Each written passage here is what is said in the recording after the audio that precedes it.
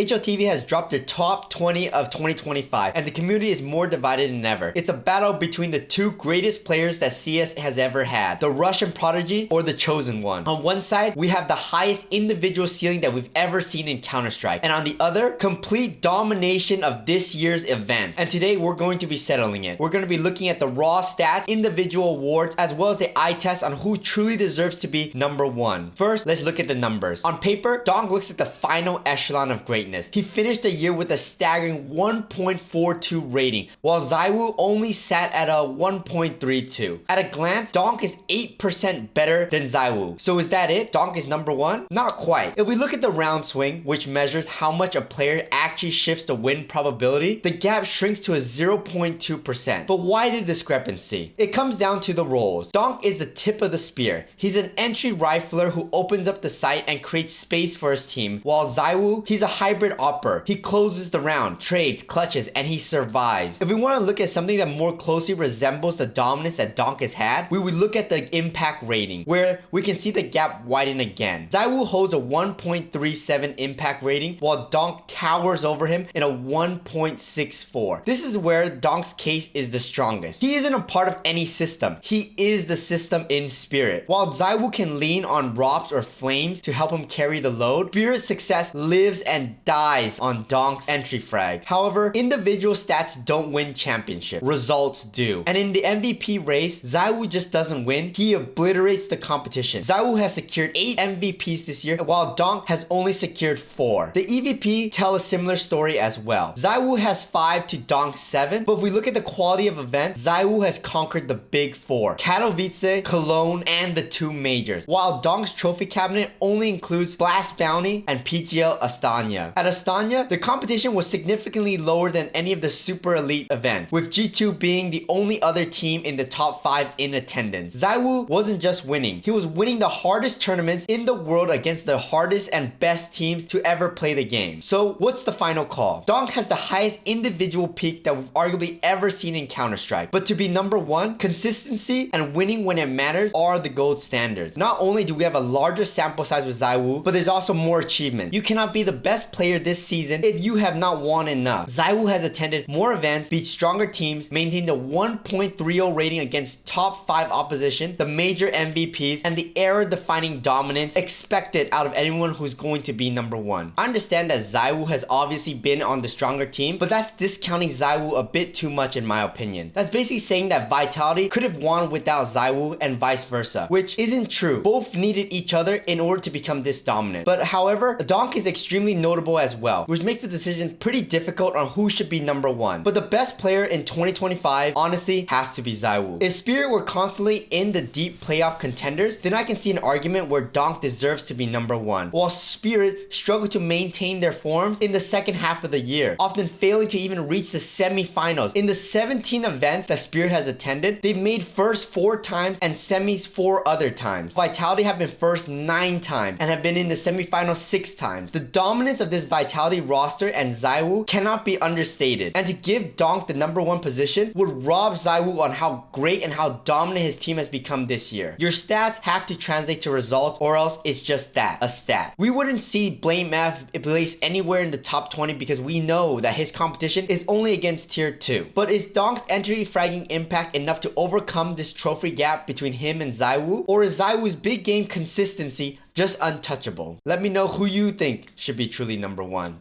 And if it's not Zywoo, let me know who you think should be number one this year. Thanks for watching. I'll see you in the next one.